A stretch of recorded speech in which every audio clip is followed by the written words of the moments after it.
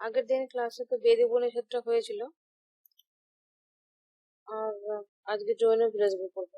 4 ভাগ কমপ্লিট হয়ে গেছে। যারা ক্লাসগুলো করেনি তারা রেকর্ড ক্লাসগুলো করে নেবে। 4 ভাগ দর্শনের থিওরি ক্লাস আর এমসিকিউ তার সাথে হয়েছে, আর বেদ উপনিষদের পার্টটা এবং তার এমসিকিউ একই দিনে একটা ক্লাসে হয়ে গেছে। কিন্তু আজকে জৈন দর্শনটা 2 দিন করব। আজকে থিওরি ক্লাস নেব, সাথে কিছু যদি টপিক ছাড়া যায় তো সেটা নিয়ে নেক্সট ডে ইয়ে করব, এমসিকিউ প্র্যাকটিস করব।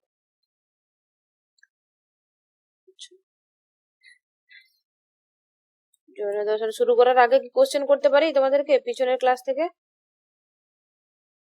কে আনসার দিবে? একটা দুটো কোশ্চেন করি।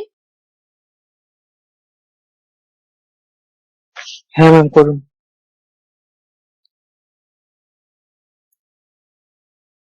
আচ্ছা, ঋগ্বেদে বা উপনিষদে বলি, যেসব পুরোহিতরা পুজো করতো না, সেটা হচ্ছে তোমার সেই পুরোহিতদেরকে নাম বলা হয়ে থাকে হোতা, উদ্গাতা, অধ্যর্য, ব্রহ্ম। 4 ধরনের পুরোহিত। তো কোন কোন পুরোহিত কোন বেদের সাথে কানেক্ট রয়েছে করে, বা কোন বেদের কাজটা কোন পুরোহিত করে? ঋগ্বেদের হচ্ছে হোতা, উদ্গাতা হচ্ছে সামবেদের সঙ্গীতের মতো, আর অধৈর্য হচ্ছে যজুর্বেদের, আর অথর্ববেদে হচ্ছে ব্রহ্ম। ঠিক আছে, পড়েছো তো, ক্লাসগুলো পড়েছো, ঠিক আছে। আজকে জৈন দর্শন শুরু করে দিই।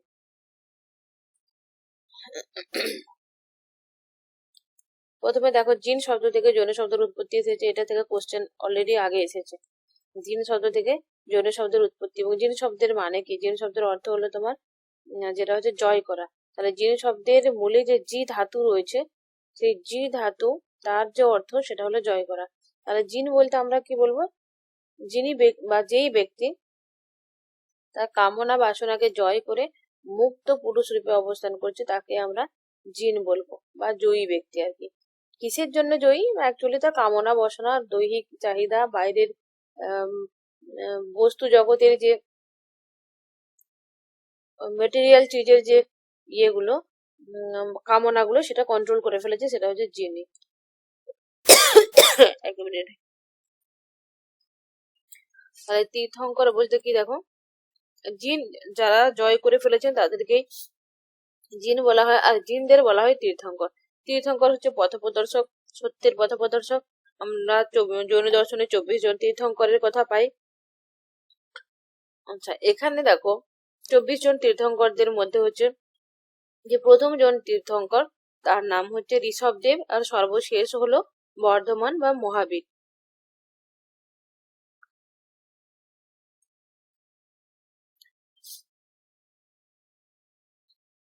আচ্ছা, এখানে দেখবো জৈনরা হচ্ছে নিরীশ্বরবাদী, হলো তারা তীর্থঙ্করদের ঈশ্বররূপে পূজা করেন। জৈনরা হচ্ছে একজন হলো প্রথমত কি, সেটা হচ্ছে বেদের বিরোধী, মানে বেদকে তারা প্রমাণ হিসেবে অতটা জোর দেয়নি, নাস্তিক দর্শন। এবং দ্বিতীয়ত এরা হচ্ছে নিরীশ্বরবাদী। নিরীশ্বরবাদী হলো যারা জৈন ধর্মের মানুষ, তারা কিন্তু তীর্থঙ্করদেরকেই ঈশ্বর রূপে পূজা করে। জৈন ধর্মের লোকেদের যে সম্প্রদায় যদি দেখি, সেটা হচ্ছে দুটো সম্প্রদায়, শ্বেতাম্বর আর দিগম্বর। শ্বেতাম্বর সম্প্রদায় কি আর দিগম্বর সম্প্রদায় কি, দেখো, কারা জটিলপন্থী এবং কারা নরমপন্থী, উদারপন্থী এবং নরমপন্থী, যাই বলবে, এগুলো ভালো করে জানতে হবে। হচ্ছে যারা হচ্ছে জৈন ধর্মটাকে একটু সহজ করে নেয়, তারা হচ্ছে তোমার শ্বেতাম্বর হবে। আর যারা সাংসারিক সমস্ত সম্পদকে পরিত্যাগ করে, একেবারে এমনকি বস্ত্র পর্যন্ত পরিত্যাগ করে, নগ্ন দেহটাকে পর্যন্ত তারা মেনে নেয়, তারা হচ্ছে তোমার দিগম্বর, মানে হচ্ছে কঠোরপন্থী এরা। আর যারা তোমার ত্যাগ বৈরাগ্য সম্পর্কে দিগম্বর তাহলে চরমপন্থী হয়ে গেল, আর যারা শ্বেতাম্বর তারা হচ্ছে তোমার নরমপন্থী। এইভাবে মনে করবে, যদি এরকম হয় যে ডাউট হয় কোনটা শ্বেতাম্বর কোনটা দিগম্বর, সে ডাউটের জন্য বলছি, দেখো, শ্বেতাম্বর হচ্ছে তোমার শ্বেত বস্ত্রটাকে মানে যারা হচ্ছে চরমপন্থী তারা হচ্ছে তোমার দিগম্বর। তারা হলো কি, তারা মানে বস্ত্রটাকেও, মানে কাপড় চোপড়টাকেও বলছে এটা বিলাসিতা, ওটাকেও ত্যাগ করে দিচ্ছে, তারা হচ্ছে দিগম্বর। আর দন্তস্ব থেকে হচ্ছে তোমার স্বভাব, আর সাদা বস্ত্র স্বভাব, মানে সাদা কাপড় পরে, তাহলে শ্বেতাম্বররা সাদা কাপড়টাকে নিয়ে নেয় এবং শ্বেতাম্বর গোষ্ঠীরা হচ্ছে নরমপন্থী। শ্বেতাম্বর গোষ্ঠীরা বলে যে মেয়েরাও চাইলে ইয়ে করতে পারে, তোমার মোক্ষ অর্জন করতে পারে, কিন্তু দিগম্বর পন্থীদের মতে মেয়েদের মোক্ষ অর্জনের কোনো পথ নেই, তাদেরকে পুরুষ হিসাবে জন্মগ্রহণ করতে হবে, তারপরে তারা তাদের মোক্ষ হতে পারবে। এখানে লিখে দিয়েছি, এগুলো লিখে দিয়েছি, যেগুলো বললাম ওইগুলো লেখা আছে এখানে।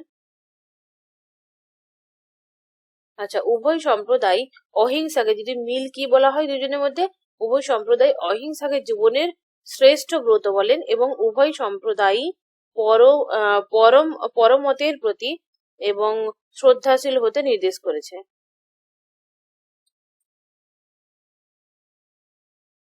এখানে মধ্যে এইটুকু, এরকম উপরে উপরে এইটুকু জানলেই হবে। এবারে কোশ্চেন গুলো যেখান থেকে আসে বেশি করে জৈন দর্শন থেকে, জৈন এপিস্টেমোলজি থেকে আসে, জৈন তোমার মেটাফিজিক্স এর জায়গাটা থেকে আসে, তোমার অনেকান্তবাদী থেকে আসে, স্যাতবাদী থেকে আসে, দ্রব্য সম্পর্কে ডিটেলস ওখান থেকে আসে, তারপরে হচ্ছে তোমার এখানে মুক্তি সম্পর্কে যে মতগুলো রয়েছে, সংবর, নির্জরা, আষ্টপ, এই জায়গাগুলো থেকে কিন্তু বেশি করে কোশ্চেন গুলো আসে। দেখো, জৈন জ্ঞানবিদ্যা প্রচুর ইম্পর্টেন্স, এখান থেকে তুমি যে কোনো পরীক্ষা দাও, এই জ্ঞানবিদ্যা থেকে জৈন দর্শনে যদি কোশ্চেন হয়, তো জ্ঞানবিদ্যা থেকে কোশ্চেন কিন্তু উঠাই 90% জ্ঞানবিদ্যা থেকে উঠাই। কিভাবে দেখো কিরকম আসে। আমি এখানে না পড়ে পড়ে গল্পের মতো বলছি, আগে শুনো। জৈন মতে প্রথমত যদি বলি, জ্ঞান হচ্ছে দুটো, একটা পরোক্ষ একটা অপরোক্ষ। আচ্ছা, আমরা বলো তো, এই যে প্রত্যক্ষ জ্ঞান, এটা পরোক্ষ না অপরোক্ষ? সাধারণ মতে বলো। অপরোক্ষ জ্ঞান। প্রত্যক্ষ অপরোক্ষ। আর জৈন মতে কি হবে?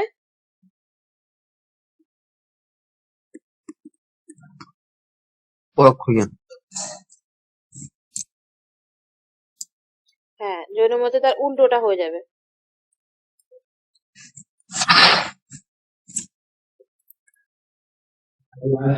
কারণ হচ্ছে দেখো, সাধারণভাবে আমরা যেটা বলি যে প্রত্যক্ষ মানে আমাদের ইন্দ্রিয়ের দ্বারা হচ্ছে, ইন্দ্রিয়তে আমরা দেখছি, ওটা সরাসরি হচ্ছে, অতএব ওটা হচ্ছে অপরোক্ষ, কোনো কিছুর মাধ্যম লাগছে না, সরাসরি চোখ দিয়ে দেখছি। কিন্তু জৈন মতে এরা একটু আলাদা ভাবে বলে। এরা বলছে এই যে তোমার বাহ্য ভাবে বা পরোক্ষ, ওই পরোক্ষ, হ্যাঁ পরোক্ষ যেটা হবে সেটা হচ্ছে তোমার মতিশ্রুতি, ঠিক আছে। অপরোক্ষ যেটা, সেটা হচ্ছে তোমার অবধি মনোপর্যায় কেবল জ্ঞান। পরোক্ষ মতিশ্রুতি কেন? মতিকে তারা প্রত্যক্ষ বলেছে, এবং প্রত্যক্ষের মাধ্যমে এবং অনুমানের মাধ্যমে যেটা হচ্ছে সেটাকে নাম দিয়েছে মতি, এরা জৈন দর্শনরা।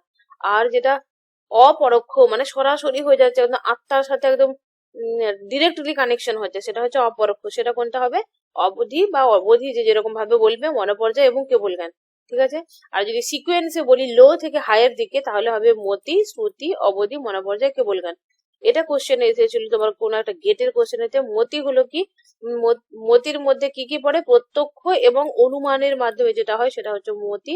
আর শ্রুতি বলতে তো শব্দ প্রমাণের মাধ্যমে যেটা হচ্ছে সেটা হচ্ছে শ্রুতি বলছে। আর অবধি কি, মনোপর্যায় কি, কেবল জ্ঞান কি, ডিটেলস তখন বলছি। এখন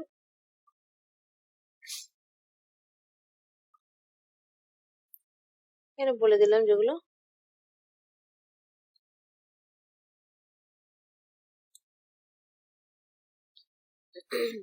একটা দুই ভাগে এই কথাটাও বলে জৈন দর্শনে, ব্যবহারিক প্রত্যক্ষ জ্ঞান বলে আর একটা প্রকৃত প্রত্যক্ষ জ্ঞান বলে। তাহলে যদি বলে ব্যবহারিক প্রত্যক্ষ জ্ঞান বা আপেক্ষিক প্রত্যক্ষ জ্ঞান বা রিলেটিভ প্রত্যক্ষ জ্ঞান, সেটা কি হবে? মতিশ্রুত, ওটা হচ্ছে ব্যবহারিক দিক থেকে। আর প্রকৃত অর্থে যদি বলি যে কোনটা জ্ঞান হচ্ছে তোমার প্রত্যক্ষ হচ্ছে, সেটা হবে অবধি, মনোপর্যায়, কেবল জ্ঞান, এই তিনটে। আর একটা জিনিস, এটাও এই সিকোয়েন্সটাও কিন্তু ইম্পর্টেন্স আসতে পারে কোশ্চেনে, মতির যে সিকোয়েন্সটা। জৈন মতে এই যে ব্যবহারিক বা লৌকিক প্রত্যক্ষ জ্ঞান কোনটা, সেটা হচ্ছে মতি। যে মতিটা হচ্ছে সেটা কি পর্যায়ে হচ্ছে, এই মতিটার হওয়ার 4টা পর্যায় রয়েছে বা ক্রম রয়েছে, সেই ক্রমটা দেখো।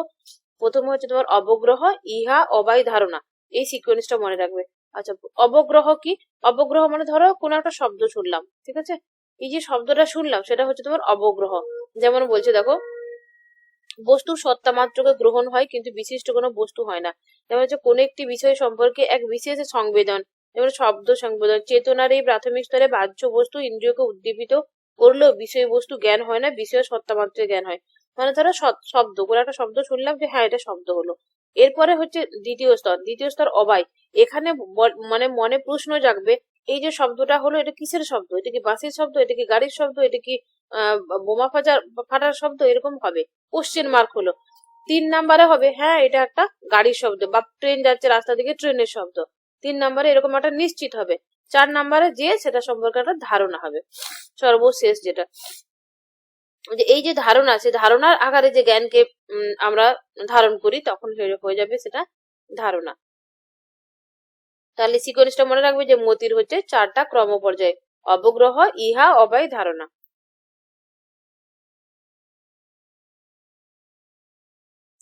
এখানে যে মতি সর্বদা শ্রুত জ্ঞানের পূর্ববর্তী হয়। অবশ্যই যদি কোশ্চেন আসে কোনটা আগে কোনটা পরে, এই সিকোয়েন্সটা এসেছিল, কোশ্চেন এসেছে অলরেডি যে কোনটা কার আগে হয়। মতি আগে হয়, আমরা চোখে দেখি, কানে শুনি, অনুমান করি, তাহলে মতি, শ্রুতি, অবধি, মনোপর্যায়, কেবল জ্ঞান, এরকম সিকোয়েন্সে এটা হয়, নলেজটা আমাদের হয়ে থাকে। আচ্ছা, মতি ও শ্রুত হচ্ছে জৈন মতে পরত প্রমাণ। ঠিক আছে, পরত প্রমাণ, কারণ হচ্ছে এটা হচ্ছে কারো হেল্প লাগছে। আর যেটা বাকিগুলো হচ্ছে সেটা হচ্ছে শত প্রমাণ, আবার ডিরেক্টলি হয়ে যায় অবধি, মনোপর্যায়, কেবল জ্ঞানটা। এর অবধি কি, মনোপর্যায় কি, কেবল জ্ঞান কি দেখে নাও।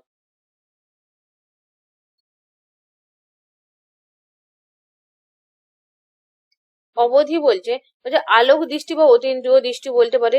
অবধি মানে হচ্ছে তোমার, ধরো যখন আমাদের এই সাংসারিক জীবনের বা এই ব্যবহারিক যে জিনিসগুলো আর কি, ব্যবহারিক যে বস্তুগুলো সেগুলোর থেকে নিজেকে বিচ্ছিন্ন করে, স্পেশালি কর্মপুদ্গল, এরা নাম দিয়েছে, জৈনরা নাম দিয়েছে কর্মপুদ্গল। কর্মপুদ্গলের জন্য আমাদের সংসারে আমরা আবদ্ধ হয়।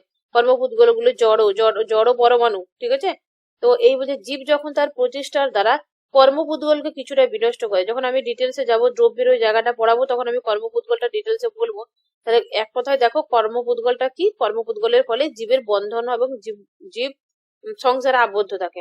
তাই বলছি কর্মপুদ্গল থেকে যখন কিছুটা বিনষ্ট হয়ে কর্মের যে প্রভাব সেগুলো থেকে মুক্ত হয়, তখন ইন্দ্রিয়াদির মাধ্যম ছাড়াই, মানে চোখে দেখা ছাড়াই, দূরস্থ কোনো দেশ কালের বস্তুকে সারা প্রত্যক্ষ করতে পারে। যেরকম সেই এখন আছে না কি তিরুপতি বাবার, সে বাবার ধাম নাকি যাই সব, কি ওটার নামটা মনে নেই আমার, যেমন চোখ বন্ধ করে দেখবো অনেক ইয়েতে দেখায়, টিভি চ্যানেলেও দেখায়, এমনি ইউটিউবেও দেখবে রয়েছে, একদম বলে দেয় যে তার মনে কি চলছে, বা সে কি বলতে চাইছে, দূরে কোনো মানুষ রয়েছে তার মনে কি চলছে, এরকম বলতে পারে।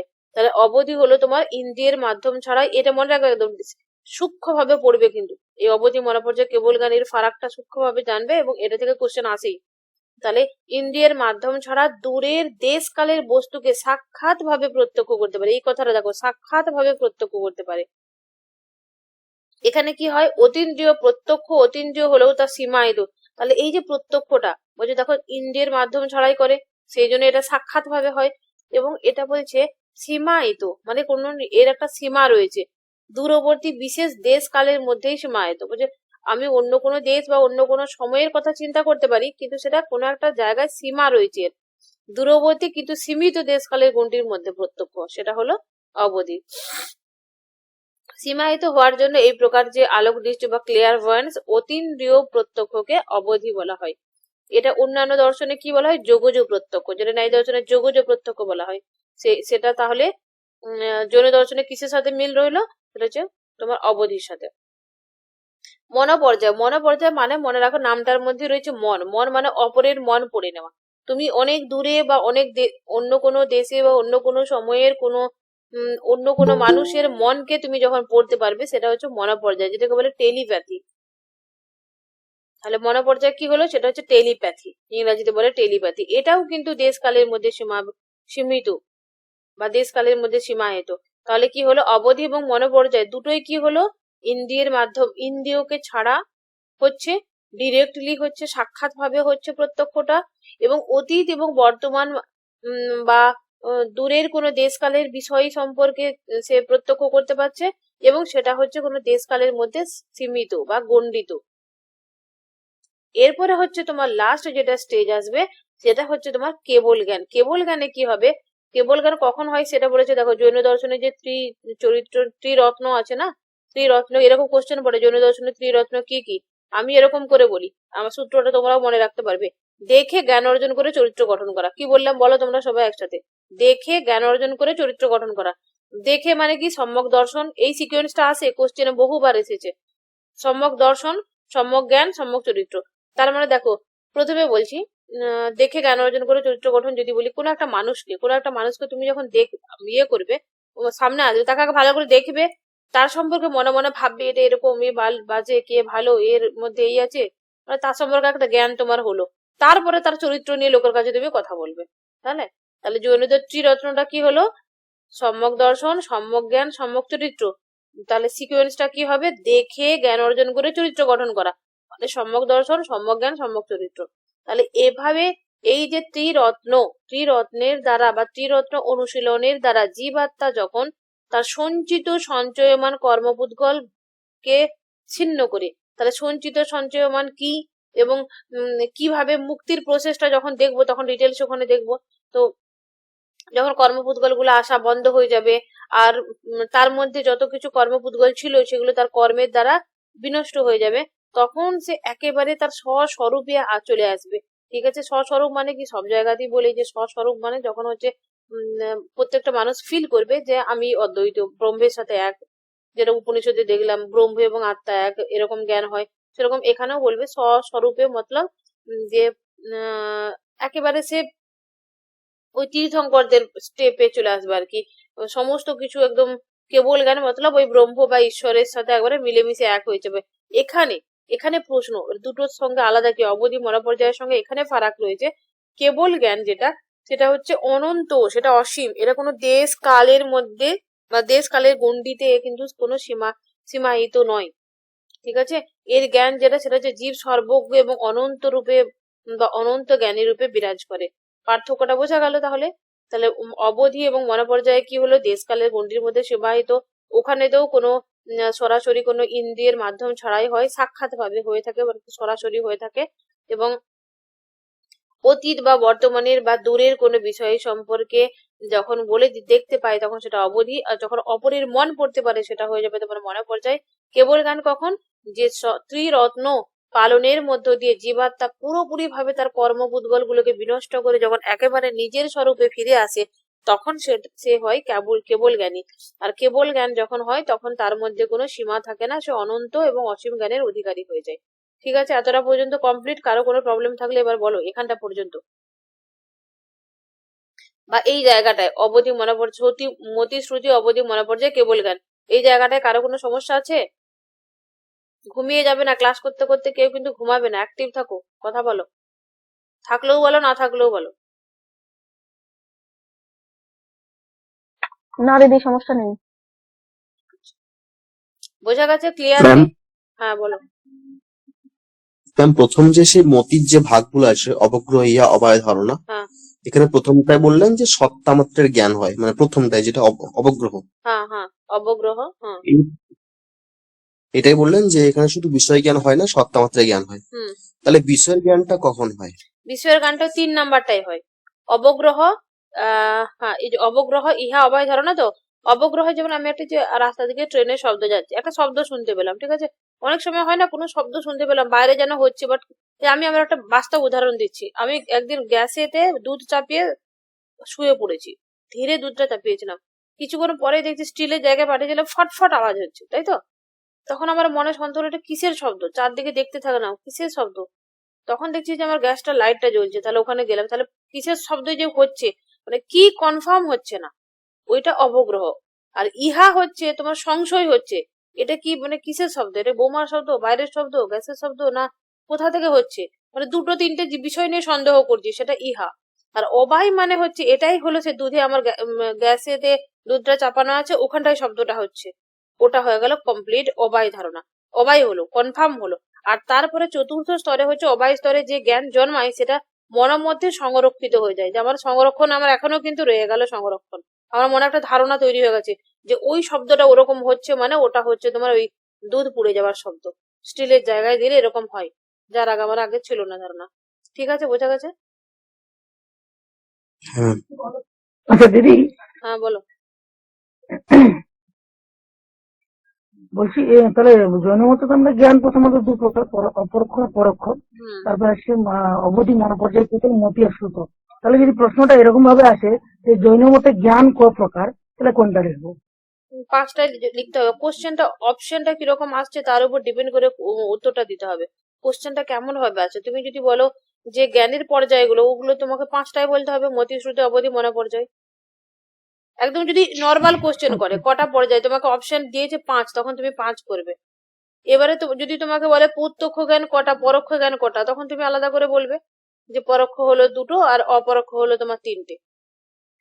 ধরুন ম্যাম, প্রশ্নের মধ্যে 2 আর 5 দুটোই দিল, তাহলে মানে কোনটা বেশি গ্রহণযোগ্য হবে, অবশ্যই 5 যখন না বলবে 2? যখন বলবে জ্ঞানের পর্যায় মোট কটা, তখন পাঁচটাই লিখতে হবে তোমাকে।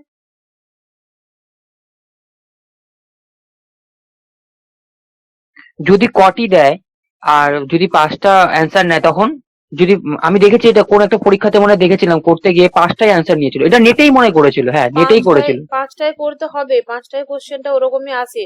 এবারে হচ্ছে দেখো কোশ্চেনে যে করে, নেটের কোশ্চেনও প্রচুর ভুল হয়, মাঝে মাঝেই ভুল হয়।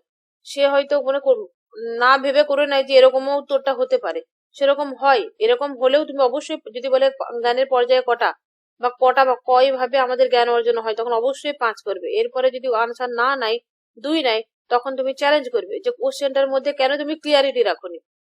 যখন চ্যালেঞ্জ করবে তুমি নাম্বার ইজিলি পেয়ে যাবে। এরকম করে এই বিপিএসসি বোর্ডেতে আমি যেটাতে জয়েন করেছি, ওটাতে কিন্তু তোমার ইয়ে ছিল, অনেক কোশ্চেন ছিল এরকম ভুল ছিল। আমার 7টা নাম্বার বেড়েছিল। আমি যতগুলো চ্যালেঞ্জ করেছি ততগুলো নাম্বারে, ততগুলো কোশ্চেনের আনসার আমি ইয়ে পেয়ে গেছি। পরে আমার নাম্বার অ্যাড হয়েছে, শুধু আমার কেন, যারা এক্সাম দিয়েছে সবারই অ্যাড হয়েছে, বাট আমি চ্যালেঞ্জ করেছিলাম। এরকম চ্যালেঞ্জ করবে, নেটেতেও চ্যালেঞ্জ করলে পাওয়া যায়। নেটেতে যদিও তোমার নাম্বার টাকাটা বেশি লাগে, এমনি যে কোনো পরীক্ষায় চ্যালেঞ্জের অপশন থাকবে, অতএব নির্ভয়ে তুমি পাঁচটা লিখবে। তবে কোশ্চেনটা ধ্যান দিয়ে পড়বে অবশ্যই, কোশ্চেনটা কি বলতে চাইছে সেটা আগে বুঝবে। ঠিক আছে, আর কোনো কিছু? আর ওই একটা জিনিস, মতি গানের মধ্যে মতি কি কি ভাবে জ্ঞানটা হয়, মতি গান কাকে বলবো, এটা কোশ্চেন কিন্তু প্রচুর আছে। এটা কোনো কোনো বইয়ে দেখবে রয়েছে যে প্রত্যক্ষ জ্ঞানকে শুধু মতি বলে, কিন্তু তোমরা ভালো করে মাথায় ঢুকিয়ে নাও। আমি একদম কোর ইন্ডিয়ান বুক পড়েছি, সেখানে একদম প্রত্যক্ষ এবং অনুমান, অনুমান এই দুটোর মাধ্যমে যে জ্ঞানটা হয় সেটা হবে তোমার মতি। আর শ্রুতিটা হচ্ছে শুধুমাত্র শব্দ।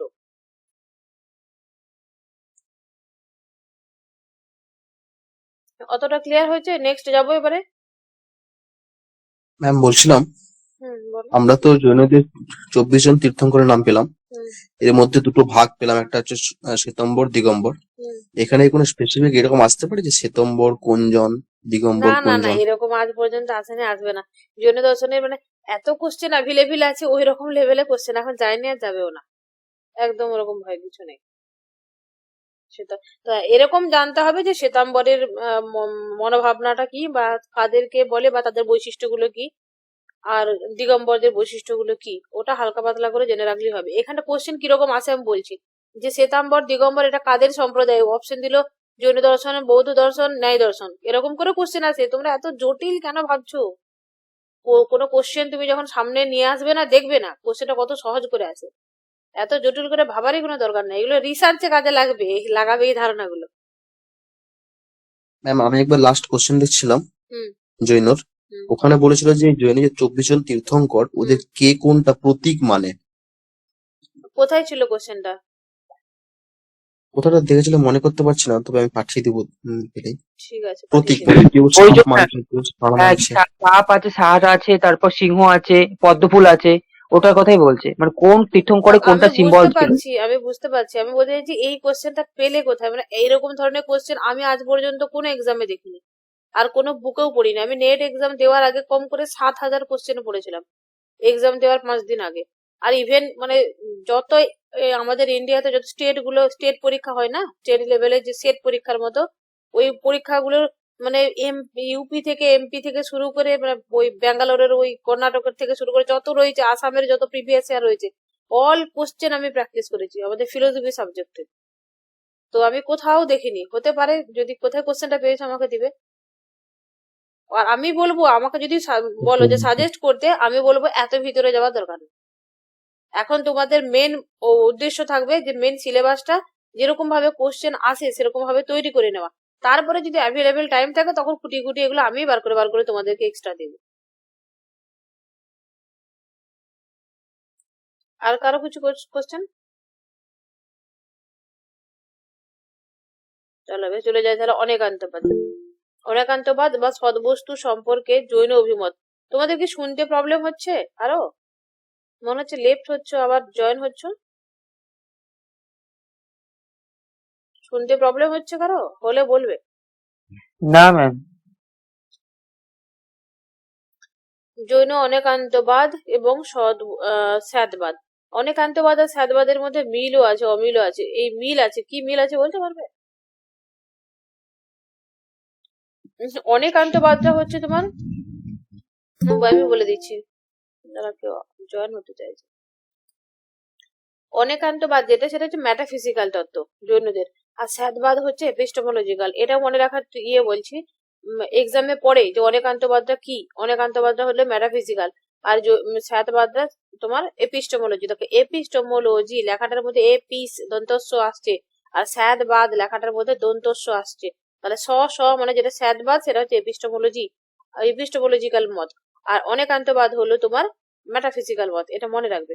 জৈনদের পরাতাত্ত্বিক বা মেটাফিজিক্যাল মতবাদ থেকে তাদের এক অভিনব জ্ঞানতাত্ত্বিক এপিস্টেমোলজিক্যাল মতবাদ নিশ্চিত হয়েছে, যেটা হলো স্যাদবাদ দন্তস্ব, আর এপিস দন্তস্ব আছে, এটা হচ্ছে স্যাদবাদ। এরপরে দেখো, জৈন মতে বস্তু অনন্ত ধর্ম বিশিষ্ট, অবশ্যই ঠিক আছে। অনন্ত ধর্মী বস্তুর মধ্যে স্থিতিশীল অংশ আছে, তেমনি পরিবর্তনশীল অংশও আছে। একটা এইখানটা কোশ্চেন আছে যে জৈনদের মতে সৎ বস্তুর লক্ষণ কি। সৎ বস্তুর লক্ষণ কি? সেটা হচ্ছে উৎপত্তি, বিনাশ এবং স্থায়িত্ব। যেই বস্তু উৎপত্তি হবে, ধ্বংস হবে এবং স্থায়িত্ব কিছুকাল থাকবে। আমাদের কথাই ভাবছি, আমরা আগে জন্মেছি, এখন কিছুকালে যে মানে জার্নি করে যাচ্ছি, মৃত্যুর দিকে একটু একটু করে আগাচ্ছি আর কি প্রত্যেকটা মানুষ আমরা। তাহলে জন্মানাম, এখন আমাদের স্থায়িত্বকাল চলছে এবং তারপরে আমরা মরে যাব, তারপরে হচ্ছে আমাদের বিনাশ হবে। তাহলে এইগুলোকে বলছে সৎ বস্তু। এরা মনে রাখতে পারো সৎ বস্তুর লক্ষণ হচ্ছে উৎপাদ, ঠিক আছে। উৎপাদ ব্যয় দ্রব্য যুক্ত সৎ। জাস্ট একবার চোখে দেখে রাখবে, এতটা ডিপে আসে না। যদি কোশ্চেন ডিপে আসে তখন ওই জন্য উৎপাদ অর্থাৎ উৎপত্তি, ব্যয় অর্থাৎ ধ্বংস, এবং দ্রব্য মানে হচ্ছে তোমার স্থায়িত্ব। বস্তুর মধ্যে স্থিতিশীল গতিশীলতা দুটো রয়েছে। একটা বস্তুর ধর্ম হচ্ছে দুটো, একটা গুণ এবং পর্যায়।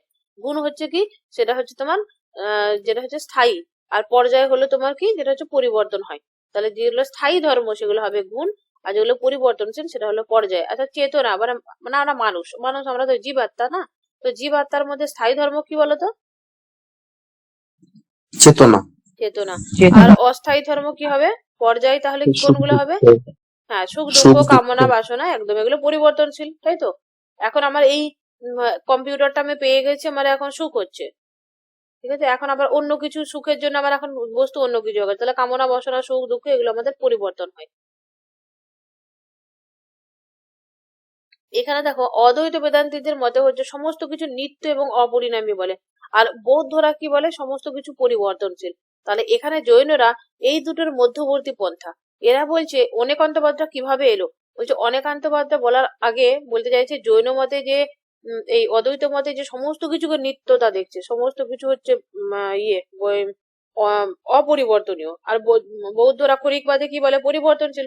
তাহলে এই দুটো চরমপন্থার মধ্যবর্তী একটা মতবাদ হিসেবে একান্তবাদ, অনেকান্তবাদ এসেছে। কেন? বলছে বৌদ্ধদের অদ্বৈত বেদান্তের মধ্যে সমস্ত কিছু নিত্য, তাহলে এটা একটা একান্তবাদ, মানে একটা দিক দেখছে। আর বৌদ্ধরা সমস্ত কিছু পরিবর্তন দেখছে, ওরা অন্যটা দেখছে। তার মানে একটা একটা সৎ বস্তুর লক্ষণ কি বললো এখন এই জৈনরা, যেটা উৎপত্তি আছে এবং যেটা ধ্বংস আছে, এবং গুণ কটা, একটা হচ্ছে গুণ এবং পর্যায়, ঠিক আছে। গুণ এবং পর্যায় হ্যাঁ, বস্তুর ধর্ম হচ্ছে দুটো, ধর্ম কটা, দুটো, গুণ এবং পর্যায়। তাহলে একটা বস্তুর আমি যদি গুণের দিকটা দেখি তাহলে মনে হবে স্থিতিশীল, পর্যায়ের দিকটা যদি দেখি তাহলে মনে হবে পরিবর্তনশীল, তাই তো। গুণের দিকটা অদ্বৈত বেদান্তীদের মতে ওরা সমস্ত কিছু নিত্য দেখছে, আর পর্যায়ের দিক থেকে দেখতে গেলে বৌদ্ধরা সমস্ত কিছু মানে পরিবর্তনশীল দেখছে, মানে নিত্য নয় দেখছে।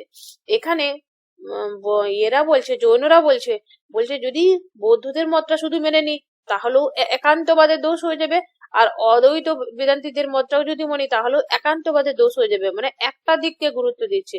একটা বস্তুর যেমন ধর্ম গুণ, সেরকম পর্যায় দুটোই থাকে।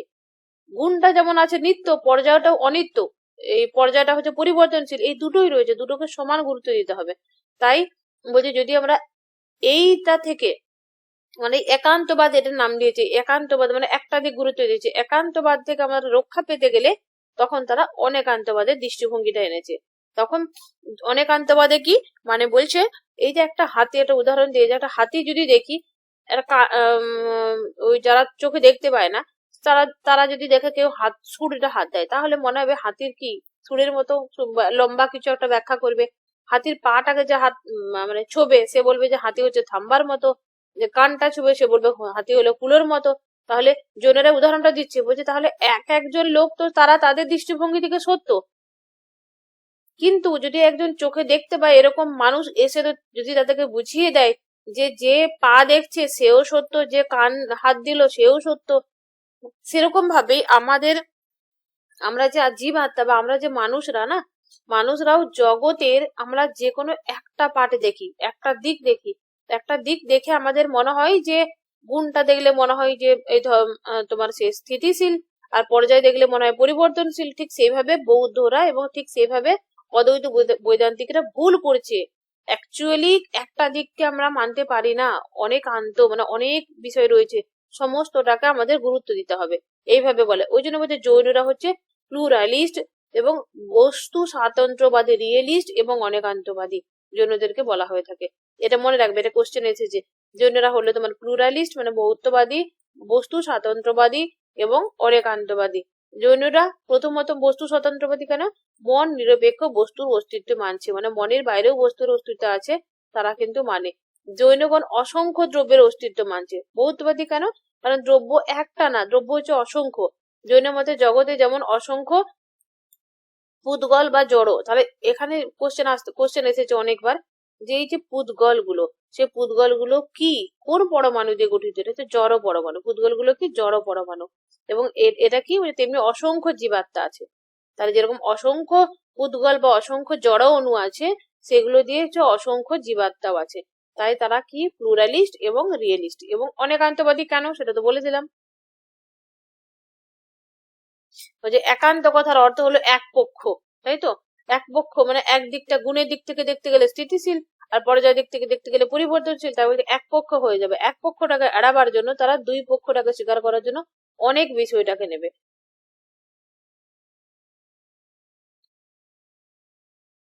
এটা হচ্ছে তোমার ওই ইয়েগুলো আর কি, স্যাত অস্থির্য নাস্তির্য কিভাবে ব্যাখ্যা করেছে ইতিবাচক এবং নেতিবাচক দিক দিয়ে। শুধু ওই সিকোয়েন্স গুলো মনে রাখবে, তাহলেই হবে। ওই 7টা মনে রাখবে শুধু স্যাতবাদের, যেখানে ইম্পর্টেন্ট যেগুলো সেখানে এবারে যায়।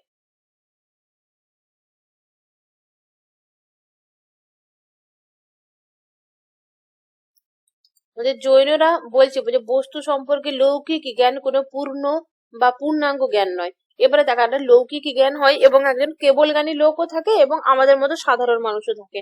জৈনদের বক্তব্য, যারা সাধারণ মানুষ যেমন আমরা, আমাদের একসঙ্গে পূর্ণাঙ্গ বা পূর্ণ জ্ঞান হয় না, আমাদের আংশিক জ্ঞান হয়। যেমন আমরাই দেখো না, আমরা ফিলোসফি পড়তে যে বিজ্ঞান ভুলে গেছি, বিজ্ঞান যে পড়ছে তারা ফিলোসফি জানে না, যে বাংলা পড়ছে সংস্কৃত জানে না। সেরকম ভাবে লৌকিক যারা জ্ঞানী বা লৌকিক জ্ঞানযুক্ত মানুষ যারা, তারা হচ্ছে আংশিক জ্ঞানের অধিকারী, তাদের পূর্ণ জ্ঞান হয় না। পূর্ণ জ্ঞান কাদের হয়? তাহলে পূর্ণ জ্ঞান কি তাহলে হয় না? পূর্ণ জ্ঞান হয় কাদের হয়? যেসব লোকরা এই কর্ম হলো জড়িয়ে, মানে এই যে সেটা হচ্ছে পুদ্গল দ্বারা গঠিত, সেই পুদ্গল দ্বারা বা পুদ্গল জড় অণু থেকে বা কর্মের প্রভাব থেকে, জীবের যে বন্ধন থেকে মুক্ত হয়ে সে নিজেকে যখন পূর্ণ জ্ঞানী করে বা এইসব থেকে মুক্ত করে, বন্ধন থেকে মুক্ত করে সে জিন হয় এবং কেবল জ্ঞানী হয়, বা তার একটা পূর্ণ জ্ঞান হয়। সেই পূর্ণ জ্ঞানী লোকেরই অপরোক্ষ জ্ঞান হয় এবং সেই একসঙ্গে সমস্ত জ্ঞানটা অর্জন করতে পারে। কোনো সাধারণ মানুষ, আমরা যারা সাধারণ মানুষ, আমাদের কিন্তু আংশিক জ্ঞানই হয়, আমাদের পূর্ণ জ্ঞান হয় না। এই যে অল্পজ্ঞ মানুষ বস্তুর অসংখ্য ধর্মের মধ্যে একটি বা কয়েকটি মাত্র ধর্মকে জানতে পারে।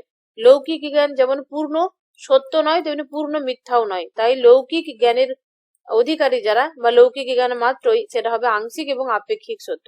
আর যারা কেবল জ্ঞানী হয়ে যাবে, তাদের মধ্যে সমস্ত কিছু একদম মিলেমিশে এক হয়ে যাবে। তাদের মধ্যে আবার দেখো, কেবল জ্ঞানী যারা হবে তাদের মধ্যে কিন্তু আবার কোনো পার্থক্য থাকবে না, গুণ পর্যায়ে আলাদা, স্থায়িত্ব মানে পজিটিভ নেগেটিভ কোনো কিছু থাকবে না, তাদের কাছে সমস্ত কিছু মিলেমিশে এক, তখন তার পূর্ণ জ্ঞান হয়ে যাবে। আচ্ছা, নয় কি? এটা বহুবার কোশ্চেন এসেছে, নয় কি প্রচুর ইম্পর্টেন্স, ঠিক আছে। নয় হবে যে লৌকিক জ্ঞান কোনো এক দৃষ্টিভঙ্গি থেকে সত্য, অন্য দৃষ্টিভঙ্গি থেকে সত্য নাও হতে পারে। এই প্রকার আংশিক জ্ঞানকে এক কথায় যদি বলি নয় কি, সেটা হচ্ছে আংশিক জ্ঞান। এই যে আমি একটা মানুষ ধরো চোখ বন্ধ করে দেখছে হাতিকে থামবার মতো, আমার গানটা তুমি দেখলে হাতি হচ্ছে কুলোর মতো, তাহলে তোমার গানটা, তোমার দিক থেকে তোমার যে জ্ঞানটা ওটা নয়, আমার দিক থেকে আমার জ্ঞানটা হলো নয়, ঠিক আছে। মানে অ্যাকচুয়ালি বলতে গেলে তোমারটাও নয় সত্য, আমারটাও নয় সত্য। তাহলে নয় মানে কি? আংশিক, ছোট ছোট যে গানগুলো এক একজন এক এক দৃষ্টিভঙ্গি থেকে দেখছে, সেই যে উম, এক দৃষ্টিভঙ্গির বা আংশিক যে গানটা, সেটা হচ্ছে নয়। দেখো এই যে জ্ঞানটা, সেটা তো নয়। এবারে কোশ্চেন আসতে পারে, কিন্তু জ্ঞানের সাথে যে সত্য বচনটা পাচ্ছে, আংশিক জ্ঞান যে বচনের প্রকাশ পায়, ধরো আমি যে বচনটায় বললাম যে হাতি কুলোর মতো, এই যে বচনটা, এই বচনটাকেও বলছে তারা নাই, তাহলে জ্ঞানটাও নাই, সাথে যে ভাষাটাই বলছি বা যে বচনটা বলছি সে বচনটাও নয় হয়ে গেল।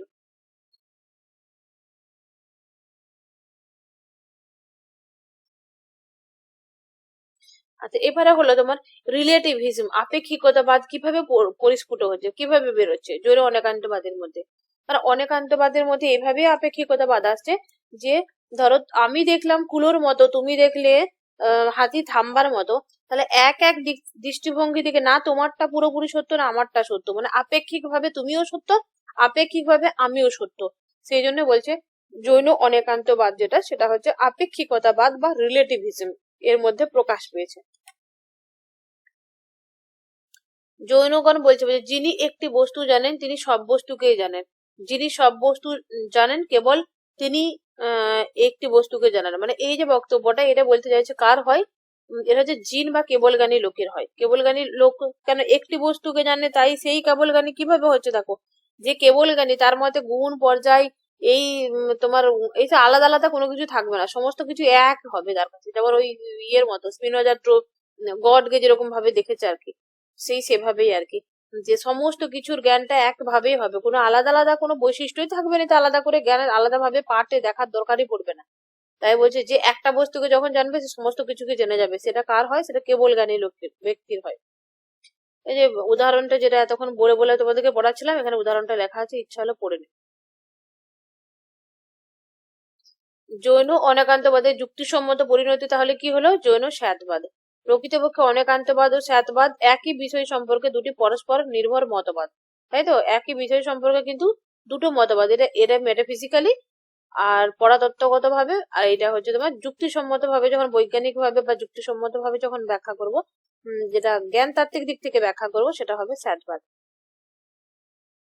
পার্থক্য যে অনেকান্তবাদ হচ্ছে পরতাত্ত্বিক মতবাদ, আর স্যাতবাদ হলো জ্ঞানতাত্ত্বিক মতবাদ।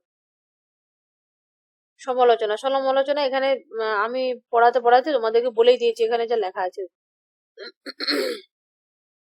স্যাতবাদ দেখো, এটা কোশ্চেন কিভাবে আছে স্যাতবাদটা, স্যাতবাদটা এভাবে আছে যে কোশ্চেন যে স্যাতবাদ বা সপ্তভঙ্গি নয় কাদের, এই তত্ত্বটা কাদের, এরা জৈনদের। এটাই কোশ্চেন পরীক্ষায়। কটা সপ্তভঙ্গি নয়ের মধ্যে কটা নয় আছে? 7টা নয় আছে।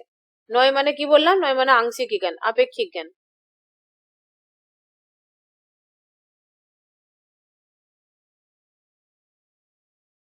এটা মনে হবে। স্যাত শব্দটা হচ্ছে অনেকান্ত বোধক।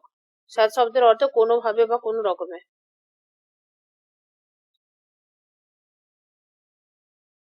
সপ্তভঙ্গি নয়টা দুটো সপ্তভঙ্গি নয়, যেটা হচ্ছে তোমার বলছে সাধারণ যুক্তিশাস্ত্র অনুসারে বচন জৈন মতে হচ্ছে দুটো হয়।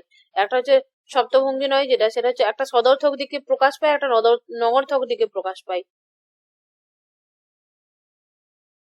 এগুলো একটু মনে রেখে পড়বে। 7টা ভঙ্গি নয় আছে, আর ডিটেলস এরকম আর আসে না, সদর্থক আছে আবার সাথে সাথে নগর্থক আছে।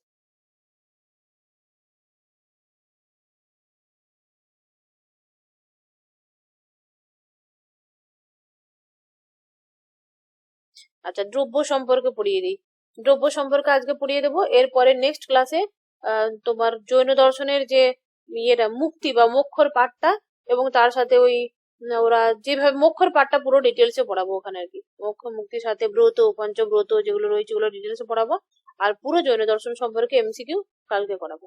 জৈন দর্শনের দ্রব্যটা আজকে দেখে নি। দেখো, দ্রব্যের লক্ষণ আমরা আগে দেখলাম কি, দ্রব্য হলো সৎ বস্তু। সৎ বস্তুর লক্ষণ কি?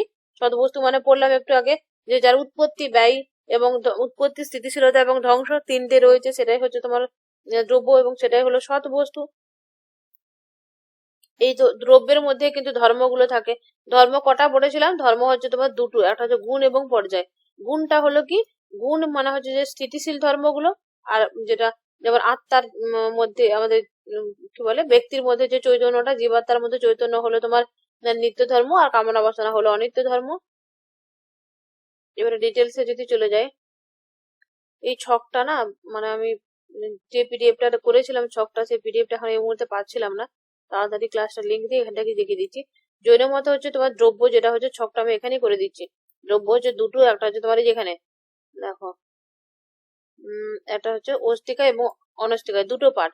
অস্তিকায় দ্রব্য এবং অনস্তিকায় দ্রব্য। অনস্তিকায় দ্রব্য এটা ভাবছো অনস্তিকায় দ্রব্য একমাত্র সেটা হলো তোমার কাল, এটা মনে রাখবো। অনস্তিকায় দ্রব্য একমাত্র হলো কাল, আর অস্তিকায় দ্রব্য হলো দুটো, একটা হচ্ছে তোমার মুক্ত, আর দুটো হলো 2 নাম্বার হলো তোমার বদ্ধ। ঠিক আছে, এটা হচ্ছে অস্তিকায় দ্রব্যের পার্ট, এই দুটো। এবারে হলো এই যে মুক্ত, তো মুক্ত জীব হয়েই গেল, বদ্ধ জীবের দুটো পার্ট। আচ্ছা তোমরা শুনতে পাচ্ছ? আছো? একটু সাড়া দাও তো মাঝে, হ্যাঁ আছে। কারো আওয়াজ পাচ্ছে না।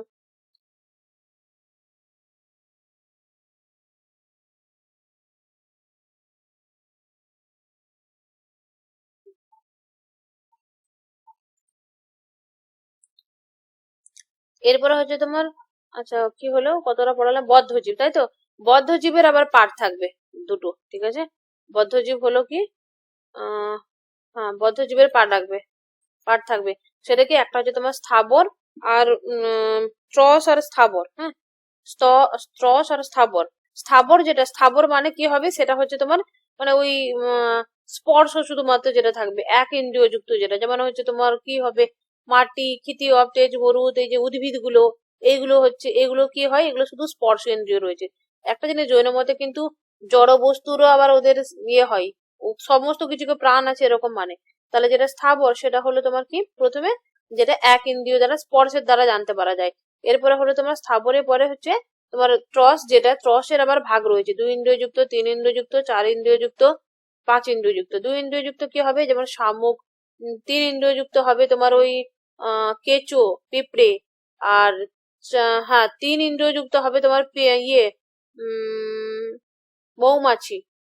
হ্যাঁ মৌমাছি হবে, মাছি হবে। আর 4 ইন্দ্রিয় যুক্ত, না 4 ইন্দ্রিয় যুক্ত, আর আমি উল্টো বলে দিচ্ছি, 1 ইন্দ্রিয় এটা।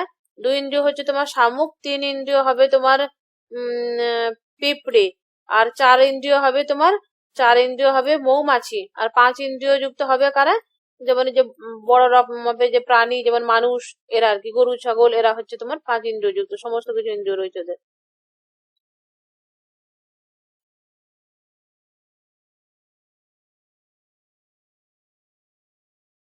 এখানে ছকটা আমার পরে তোমাদেরকে আমি দেবো, যখন দেবো।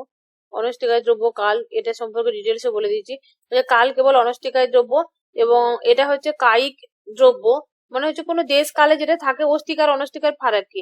অস্তিকা মানে যা দেশ কালে থাকে, আর অনস্তিকা মানে যেটা দেশ কালে থাকে না। আচ্ছা, অনস্তিকায় দ্রব্য কালটা আমাদের কিভাবে হয়, এটা অনুমানের মাধ্যমে জ্ঞান হয়, এটা মনে রাখবে। এটা হচ্ছে প্রত্যক্ষ গ্রাহ্য নয়, এটা অনুমান গ্রাহ্য, অনুমানের মাধ্যমে আমাদের অনস্তিকায় দ্রব্যের জ্ঞান হয়। এটা এতটা জানলেই হবে। এগুলো আমি ছোট করে দিচ্ছি, আমাদের নোটসটা আমি শর্ট করে দিচ্ছি। পারমার্থিক এবং ব্যবহারিক কাল। আচ্ছা, জন্য কালটা যদি আমি ডিটেলসে বলি, কাল হচ্ছে দুটো, একটা পারমার্থিক এবং ব্যবহারিক কাল। ঠিক আছে, পারমার্থিক কাল যেটা সেটা হবে তোমার এক, অনন্ত, অসীম, অবিভাজ্য। আর ব্যবহারিক কাল যেটা সেটা হচ্ছে অনেক, অখণ্ড, যেমন দিন, মাস, ক্ষণ, মুহূর্ত, এই যে আমরা যেরকম ভাবে থাকি আমরা ব্যবহারিক, সেটা হচ্ছে ব্যবহারিক। আর অস্তিকায় দ্রব্য হচ্ছে তোমার দুটো, ডিটেলস রয়েছে এখানে। এই যে জীব, যে দুটো মুক্ত এবং বদ্ধ, একটা জীব আর অজীব, দুটো মেন পার্ট। একটা জিনিস বলতে ভুলে গেছি, অস্তিকার দ্রব্য মেন হচ্ছে দুটো পার্ট, একটা হলো জীব, একটা অজীব। জীব আবার দুটো পার্ট, এটা হচ্ছে জীব, জীব আবার দুটো, একটা হলো তোমার বদ্ধ আর একটা হলো তোমার মুক্ত। বদ্ধ তো ডিটেলস বলে দিলাম। এখানে অজীব, অজীবের ভাগটা এবারে দেখো। অজীব আবার 4টা পার্ট রয়েছে অজীবের। একটা হবে তোমার ধর্ম, 2 নাম্বার হবে তোমার অধর্ম, তারপরে হবে তোমার ধর্ম অধর্ম, আকাশ এবং পুদ্গল। ঠিক আছে, আকাশ পুদ্গল এগুলো হচ্ছে তোমার অজীব। ধর্ম মানে কিন্তু সাধারণত যে ধর্ম সেই ধর্ম নয়, এদের মধ্যে ধর্ম কি, ধর্ম মানে গতি, আর অধর্ম বলতে স্থিতিকে বোঝায়।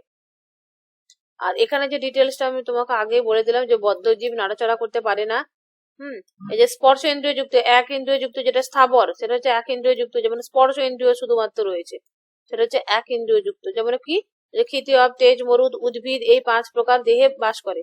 আর অন্য হচ্ছে দেখো দুই ইন্দ্রিয় যুক্ত, এখানে দুই ইন্দ্রিয় যুক্ত স্পর্শ এবং রস, এই দুটো থাকবে। সেই দুটো সেগুলো কি, শঙ্খ এবং শামুক। স্পর্শ, রসনা, ঘ্রাণ, এই 3টে ইন্দ্রিয় যুক্ত থাকবে কি, পিপীলিকার যোগ। আর স্পর্শ, রসনা, ঘ্রাণ, চক্ষু, এটা থাকবে মৌমাছি, মাছি। স্পর্শ, রসনা, ঘ্রাণ, চক্ষু, এটা হবে তোমার, এটা বলে দিলাম তো আগেই।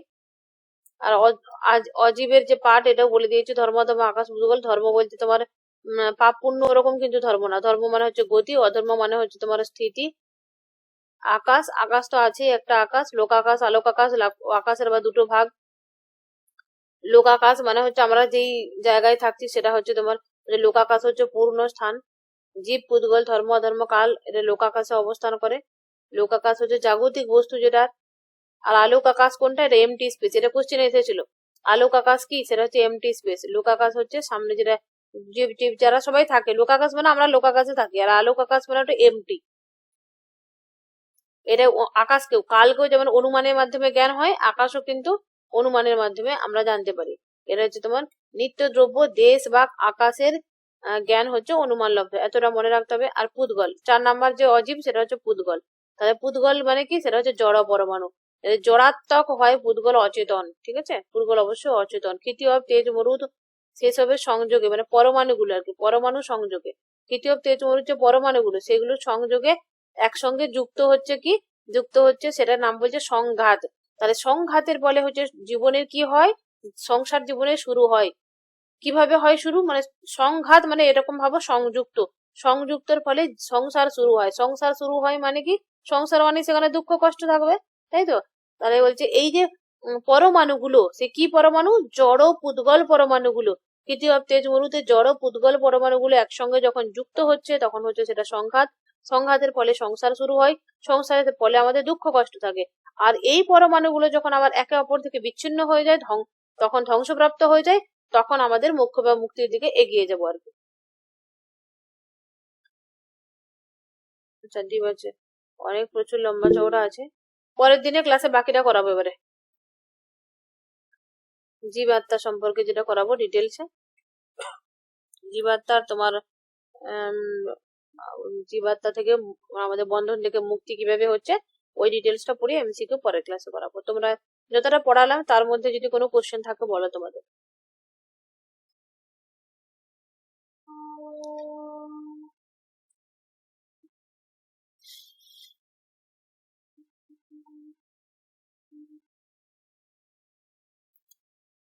হুম, কারো কোনো সমস্যা কোনো কিছু আছে, নাহলে ক্লাসটা থামিয়ে দেবো।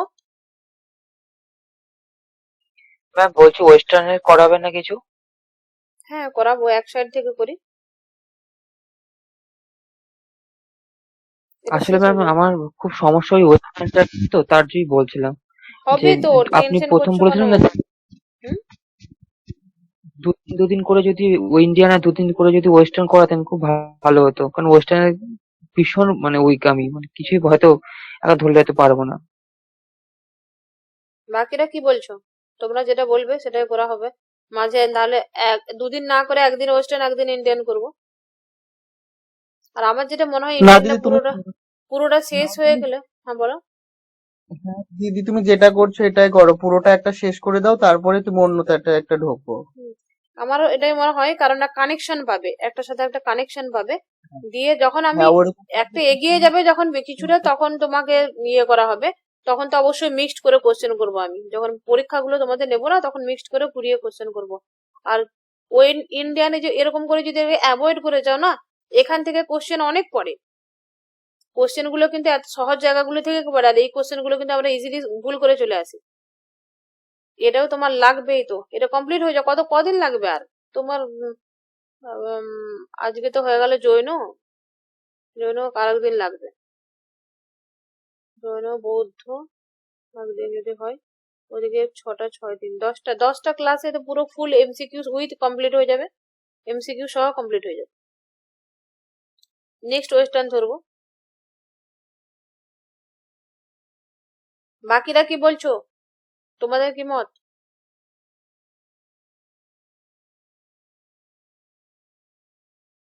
আছে না বেরিয়ে গেছে বলো তো বাকিরা তো? হ্যাঁ ম্যাম, বলছিলাম যেটা করাচ্ছেন ঠিকই আছে।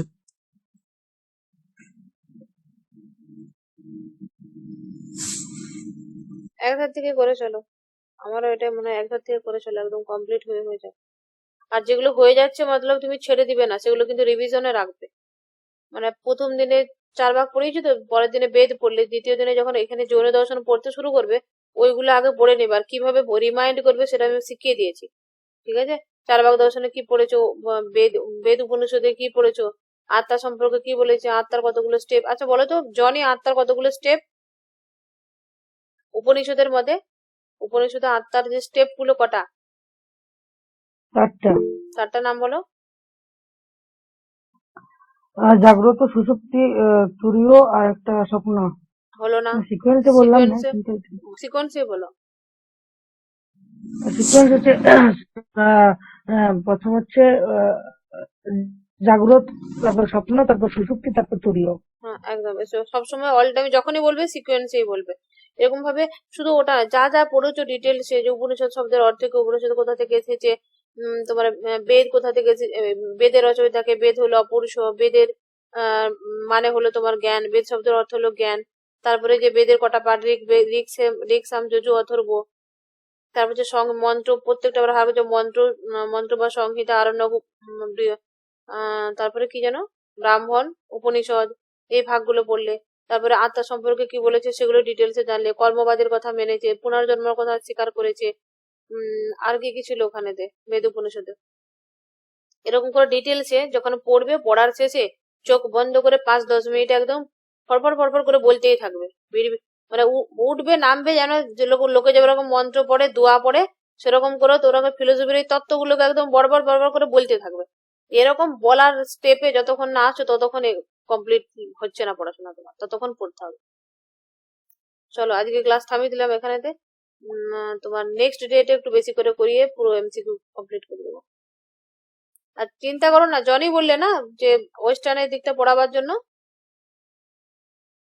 হ্যাঁ ম্যাম। হ্যাঁ হ্যাঁ, চিন্তা করো না, একদম হয়ে যাবে, ওয়েস্টার্নও হবে। যেটা পড়ছি, এটা যেটা পড়াচ্ছি এটাও প্রচুর ইম্পর্টেন্ট, সেখান থেকে প্রচুর কোশ্চেন আছে। কন্টিনিউ করো, সাথে ওয়েস্টার্ন তুমি এখন নিজে সেলফ স্টাডি করো, যেখানে যা সমস্যা আছে যখন পড়াবো তখন বলতে পারবে। সেলফ স্টাডি একবার করে কোনো একটা বুক নাও, যে কোনো একটা বুক নিয়ে পছন্দ মতো যে কোনো একটা ইন্ডিয়ান একটা ওয়েস্টার্ন বুক রাখো। সেই বুকটা কমসে কম 4 থেকে 5 বার 7 বার দরকার পড়লে রিভিশন দাও। একটাই বুক বারবার পড়ো। তাহলে একটা বুক, যে কোনো একটা বই নিয়ে তুমি, বাংলা বই নাও, বাংলা বই নিয়ে তুমি অন্তত একবার এই 1 মাসের মধ্যে একবার রিভিশন করে বা একবার রিডিং করে রাখো। আমি যখন পড়াবো তখন তোমার একদম জলের মতো ক্লিয়ার হয়ে যাবে, ওয়েস্টার্নে কোনো ভয় নাই। চলো সবাইকে গুড নাইট।